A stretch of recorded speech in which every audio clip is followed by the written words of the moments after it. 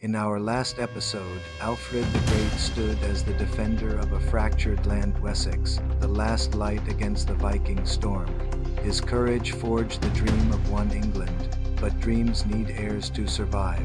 This is the story of Alfred's descendants, kings who fought, ruled, and struggled to keep the crown united until a single arrow at Hastings changed history forever. When Alfred died in 899 AD, his son Edward the Elder continued his father's mission. Now Edward wasn't just a shadow of his father. He was a brilliant military strategist in his own right. Alongside him fought one of the most remarkable women of the age, his sister Thelfeld, the Lady of the Mercians.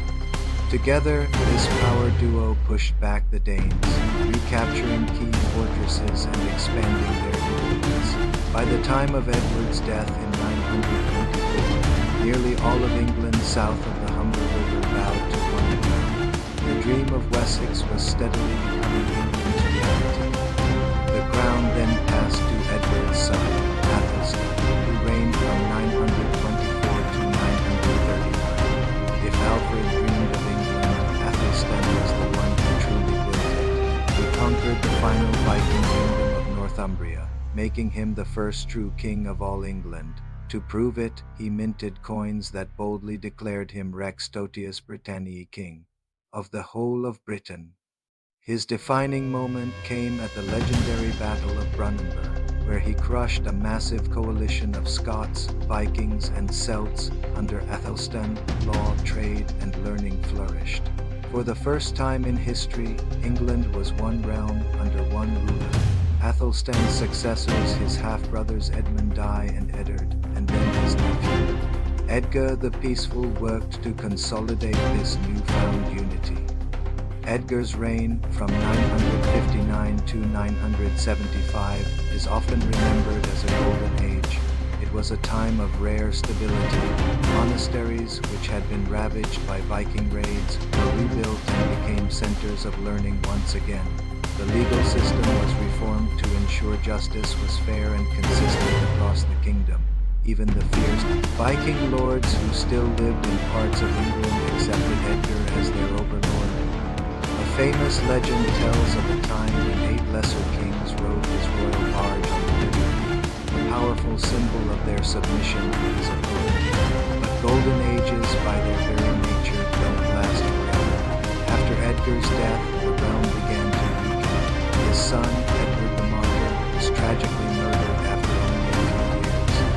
On the throne, and his young half-brother, Thelred, inherited the crown in 978. History has not been kind to him, giving him the nickname Thelred the Unready. This doesn't mean he was unprepared, but rather ill-advised or poorly counseled. As the Saxon leadership faltered, the Viking raids returned, but this time they were fiercer and more organized than ever, led by the formidable Danish king Sweyn Forkbeard and his son, not the Great. Unable to stop the onslaught, Thelred eventually fled to Normandy, and in 1016, England fell completely under Danish rule. The new ruler, King Nut, was more than just a conqueror. He was an empire builder. He ruled not just England, but also Denmark and Norway, creating a vast North Sea empire. Despite his Viking heritage, Nut governed England wisely. He strengthened English law, honored the church, and in a brilliant political move, married Thelred's widow, Emma of Normandy, to unite the Saxon and Danish claims to the throne. He famously demonstrated the limits of his power by commanding the tide not to rise, proving to his flatterers that only God was truly omnipotent. When Nut died in 1035, however, his sons Harold Harefoot and Harthacnut couldn't hold his empire together. The Danish dynasty crumbled, and the door opened for the English line to return. In 1042, the throne was reclaimed by Edward the Confessor, the son of the old King Thelred and Emma of Normandy. Having spent most of his life in exile in Normandy, Edward was a deeply pious and gentle ruler. His greatest legacy is the magnificent Westminster Abbey, which he commissioned and which has been the site of English coronations ever since. However, his long exile meant he trusted Norman advisors far more than his own Anglo-Saxon nobles. This created deep resentment, especially with the powerful Godwin family, headed by the Earl of Wessex. The stage was set for a major power struggle. When Edward died without an heir in early 1066, three men made a claim for the throne: the powerful English Earl Harold Godwinson, the ambitious Duke William of Normandy, and the fearsome Viking king Harald Hardrada of Norway. 1066, the year that changed everything. Harold Godwinson was crowned king, but his reign was immediately challenged. In September, he marched his army north and achieved a stunning victory against Harald Hardrada at the Battle of Stamford Bridge. But there was no time to celebrate. Just days later, news arrived that William of Normandy had landed his army on the south coast. Harold's force marched his exhausted troops 250 miles south to confront the new threat.